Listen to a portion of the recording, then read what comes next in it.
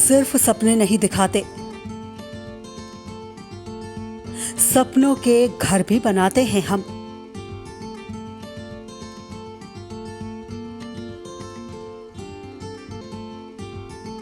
इरादे हो उड़ने के तो हौसलों को पंख लगाते हैं हम।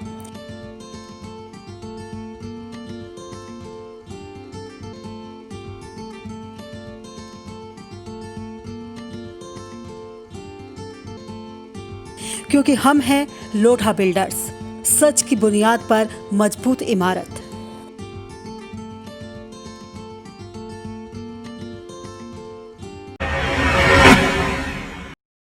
नमस्कार, स्वागत है आप सभी का इंडिया लाइव 24 में। आपके साथ मैं हूं राखी खंडूरी। हाजिर हूं तमाम खबरों के साथ। तो चलिए करते हैं खबरों की शुरुआत।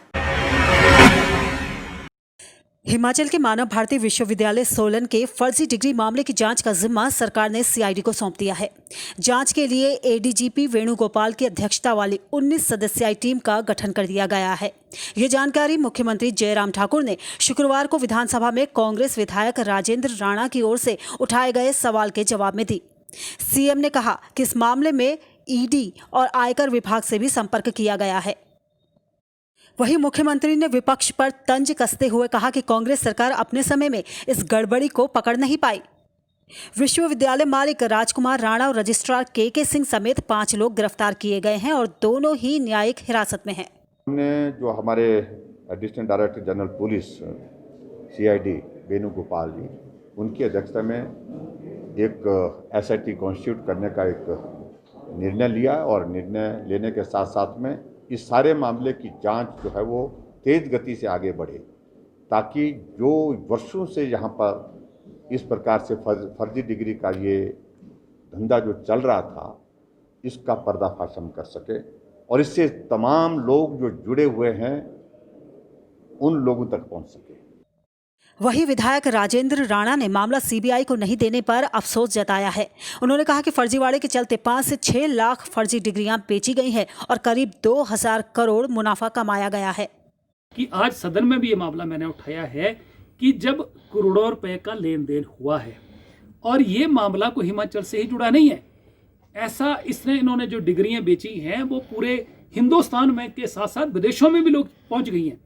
तो जब ये इंटरनेशनल लेवल का मामला बन गया है तो क्या कारण है कि सरकार इस मामले को सीबीआई को देने से गुरेज कर रही है? किन लोगों को सरकार जो बचाना चाह रही है? इंडिया लाइव 24 के लिए शिमला से विजेंद्र दत्त गौतम की रिपोर्ट। बाजपुर में आम आदमी पार्टी के प्रदेश अध्यक्ष एसएस कलेर पहुंचे, जहां प्रदेश अध्यक्ष ने पत्रकार वार्ता आयोजित की, जिसमें उन्होंने बाजपुर के भूमि प्रकरण मामले को लेकर बड़ा बयान दिया। बता दें कि आम आदमी पार्टी आगामी विधानसभा चुनाव को लेकर जोरों से तैयारी कर रही है, जिसके चलते आम आदमी पार्टी के पदाधिकारी बूथ स्तर पर सदस्यता अभियान चलाते हुए लोगों को आम आदमी पार्टी की नीतियों से जोड़ने का काम कर रही है, जिसके चलते आज आम आदमी पार्टी के प्रदेश अध्यक्ष एसएस कलेर बाजपुर पहुंचे, जहां प्रदेश अध्यक्ष कलेर ने पत्रकारों से वार्ता करते हुए कहा कि आगामी विधानसभा चुनाव में आम आदमी पार्टी दिल्ली की तर्ज पर उत्तराखंड की 70 विधानसभा सीटों पर चुनाव लड़ेगी। उन्होंने बताया कि केंद्र सरकार ने दिल्ली की सरकार पर कई पाबंदियां लगा रखी हैं, लेकिन उत्तराखंड राज्य पर केंद्र का कोई हस्तक्षेप न होने से उत्तराखंड वासियों को आम आदमी पार्टी चुनाव जीतने के बाद कई सुविधाएं उपलब्ध कराएंगी। 70 विधानसभा पे चुनाव लड़ेंगे और हमारा लगभग 80% के लगभग संगठन तैयार हो चुका है और आने वाले समय में हम जो आंदोलन करेंगे आपको बहुत अच्छी तरह पता लग जाएगा। ये बिजली, पानी, स्वास्थ्य सेवा जो है फ्री दिल्ली की तरह करेंगे। दिल्ली में अगर हमने 50 चीज़ें फ्री दी हैं तो यहाँ 100 चीज़ें फ्री देंगे। जहाँ सारा अधिकार हमारा स्टेट गवर्नमेंट का है, वहाँ आधे से ज़्यादा चीज़ें जो है सेंट्रल गवर्नमेंट ने हमारे पे रोक लगा रखी है। जहाँ हम बहुत अच्छी तरह एक एक आदमी की, उत्तराखंड के नागरिक की सेवा करेंगे और आने वाले समय में आपको ये अच्छा देखने में लगेगा। उन्होंने कहा कि आम आदमी पार्टी विधानसभा में अपनी सरकार बनाने के बाद सीलिंग एक्ट अधिनियम को हटाने का काम करेगी। इसका लाभ उत्तराखंड वासियों को मिलेगा। उन्होंने कहा कि बाजपुर के भूमि प्रकरण मामले पर आम आदमी पार्टी बाजपुर के लोगों के साथ खड़ी है, जिसके लिए जल्द ही आम आदमी पार्टी के पदाधिकारी आंदोलन करेंगे और सरकार को घेरने का काम करेंगे। इंडिया लाइव 24 के लिए काशीपुर से जुगनू खान की रिपोर्ट। करनाल में ब्राह्मण समाज ने गैंग रेप के आरोपियों की गिरफ्तारी की मांग को लेकर जिला सचिवालय तक प्रदर्शन किया और डीसी को ज्ञापन सौंपा। इस दौरान उन्होंने पुलिस की कार्यप्रणाली पर भी सवाल उठाए। आपको बता दें कि हाई प्रोफाइल गैंग रेप मामले में करनाल में लगातार बवाल मचा हुआ है। ब्राह्मण समाज के लोगों ने सड़क पर उतरकर आज प्रशासन और पुलिस के खिलाफ जमकर नारेबाजी की। लोगों का कहना था कि अगर पुलिस ईमानदारी के साथ काम करती तो अभी तक पुलिस आरोपियों को पकड़ चुकी होती। जिला सचिवालय में पहुंचकर प्रदर्शनकारियों ने करनाल के उपायुक्त निशांत यादव को ज्ञापन सौंपा और चेतावनी दी कि अगर इस मामले में आरोपियों की गिरफ्तारी नहीं हुई तो वो आने वाले दिनों में पूरे हरियाणा में प्रदर्शन करेंगे। पुलिस प्रशासन अपने नींद को जगाए, सोया ना रहे, जल्दी से जल्दी जागे और इनको आरोपियों को जल्दी से जल्दी अरेस्ट करे। हमारी यही मांग है। अगर इनको अरेस्ट नहीं किया गया, आज ये जिला सत्र पर है, कल पूरे स्टेट में होगा, हरियाणा में। अगर फिर भी नहीं हुआ तो पूरे देश में होगा यह जलसा। साहब को हमने ज्ञापन दिया है और डीसी साहब से निवेदन किया है, सीएम साहब के नाम ज्ञापन दिया है। इसमें जो दोषी है राजभक्त तहसीलदार और अजय भाटिया, इनको तुरंत प्रभाव से अरेस्ट करें और जो तहसीलदार है इसको तुरंत बर्खास्त करके ये कार्रवाई करें, इनको अरेस्ट करें। ये हमने निवेदन किया। डीसी साहब ने हमारे को आश्वासन दिया है, मैं जल्दी मुख्यमंत्री से बात करूंगा। हम एक हैं और इनका बदला जरूर लेंगे और जो भी किसी ने परसा उठा लिया तो फिर त्राही त्राही हो जाएगी। फिर शासन प्रशासन जाग जाएगा कि ब्राह्मणों ने क्या किया। अब इनके हाथ में या तो चेत हो जाए और जल्दी से जल्दी अपना इनको अरेस्ट करे, दोषियों को, और ब्राह्मण समाज को और क्षत्रिय बिरादरी को इंसाफ दे। हमारी यही मांग है। इंडिया लाइव 24 के लिए करनाल से सुभाष गुप्ता की रिपोर्ट।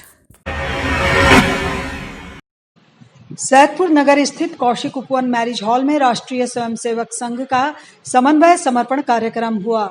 इस मौके पर प्रांत कार्यवाहक बांकेलाल जी ने कहा कि राष्ट्रीय स्वयंसेवक संघ के स्वयंसेवक समाज में समरसता स्थापित करते हैं। ये संस्था सन 1925 से बनी हुई है और 95 साल से अनवरत सेवा जारी है। कार्यक्रम समाप्त हो जाने के बाद विशाल सिंह चंचल स्थानीय लोगों की समस्याओं से भी रूबरू हुए। इंडिया लाइव 24 के लिए सैदपुर से शुभम मोदनवाल की रिपोर्ट।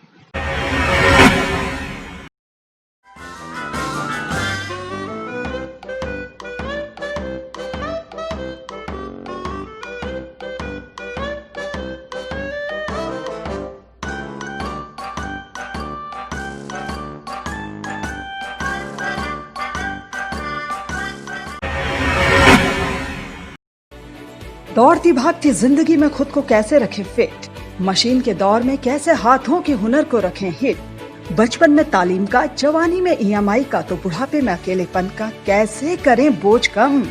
सिर्फ एक राह, प्रकृति से जुड़े, प्राकृतिक अपनाएं, योग से जुड़े, जिंदगी अपनाएं। देखिए हमारा खास कार्यक्रम योग है तो जिंदगी है, रोज सुबह 6 बजे इंडिया लाइव 24 पर।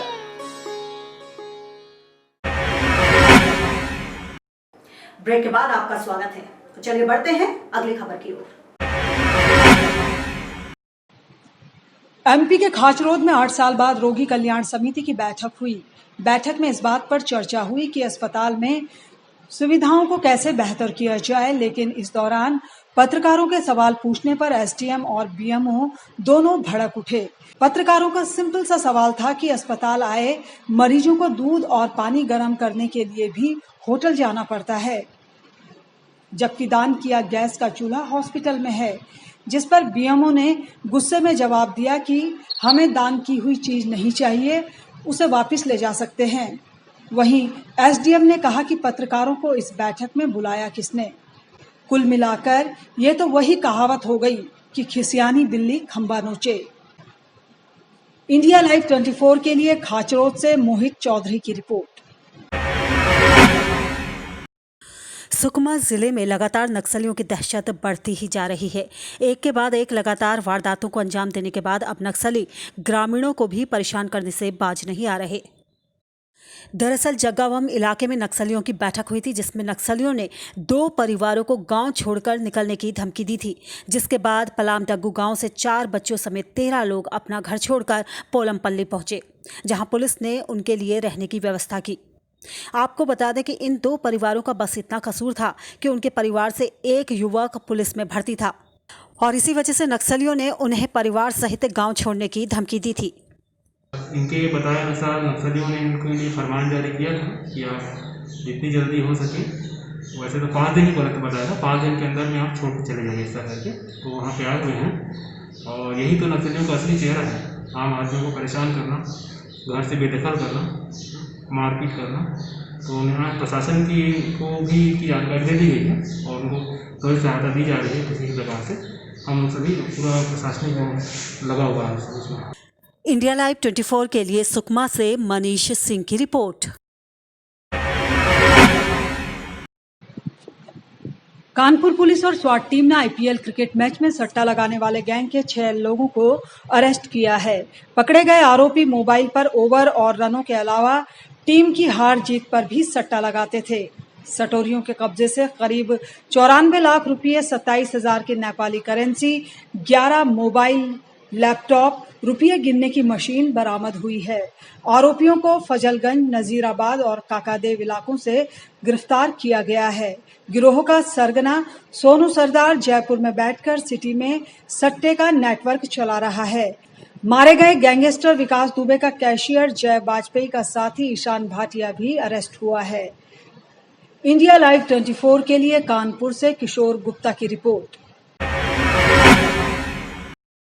गुहलाचीका में एक भयानक सड़क हादसा हो गया है। यह सड़क हादसा पटियाला रोड स्थित पत्थर मार्केट के सामने हुआ है। बताया जा रहा है कि 2 गाड़ियों में आमने सामने की टक्कर से 7 लोगों को चोटें आई थी, लेकिन उन सभी घायलों को चीका के महावीर दल अस्पताल में राहगीरों ने दाखिल करवाया था। जानकारी देते हुए अस्पताल के डॉक्टर अश्वनी कुमार ने बताया कि महावीर दल अस्पताल में सड़क हादसे में घायल 7 लोगों को उपचार के लिए कुछ लोग लेके आए थे, जिनमें से कई लोगों को गंभीर चोटें आने की वजह से उन्हें आसपास के अस्पतालों में इलाज के लिए भेजा गया था, लेकिन एक युवक को गंभीर चोटों की वजह से उन्हें पटियाला रेफर किया गया था।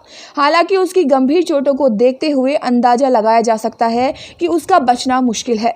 वहीं इस सड़क हादसे से पूरे शहर में दहशत का माहौल फैल गया है। गुप्त सूत्रों के हवाले से खबर मिली थी कि जो व्यक्ति पटियाला भेजा गया था, उक्त हैप्पी नामक युवक की पटियाला ले जाते वक्त रास्ते में ही मृत्यु हो चुकी है, क्योंकि उसको गंभीर चोटें आई थी, जिसकी वजह से उसकी मृत्यु हो गई है। वहीं चीका थाना कर्मचारी भी छानबीन में लगे हुए हैं। नंबर ऑफ पेशेंट्स आए थे साढ़े को 7 इंजरियां सी, ਜਿਹਦੇ ਵਿੱਚੋਂ ਦੀ ਇੱਕ ਜਣਾ ਬਹੁਤ ਜ਼ਿਆਦਾ ਸੀਰੀਅਸ ਸੀ, ਜਿਹਨੂੰ ਪਟਿਆਲਾ ਸ਼ਿਫਟ ਕਰ ਦਿੱਤਾ।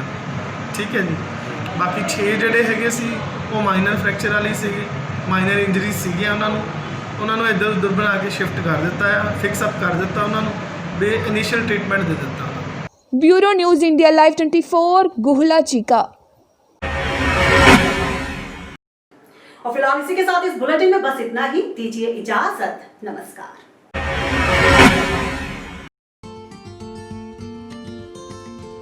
सिर्फ सपने नहीं दिखाते, सपनों के घर भी बनाते हैं हम।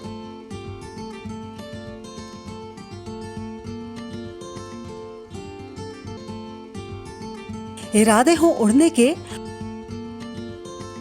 तो हौसलों को पंख लगाते हैं हम।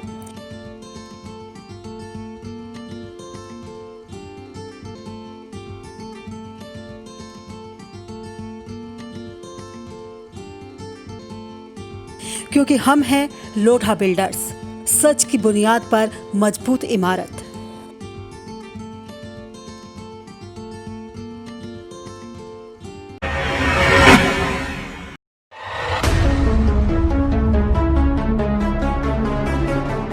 खबरें सिर्फ खबरें न रहें, इनकी तह तक जाएंगे हम। सवाल हो तालीम का या बात हो आपके अधिकारों की, आपके हक की आवाज उठाएंगे हम। सीमा पर जवान से खेत में किसान तक, हिंद के हर योद्धा से आपको रूबरू कराएंगे हम। पड़ोसी की चाल से अपनों की ढाल तक, हर मुल्क के नजरिए को आईना दिखाएंगे हम। आंतरिक से अर्थ तक और रक्षा से विदेश तक, आपके लिए हर नित के मायने आपको समझाएंगे हम। तिरंगे के रंगों से उभरी हर तस्वीर तक, ग्रामीण भारत से वैश्विक भारत तक, देखिए हमारे साथ सिर्फ इंडिया लाइव 24 पर।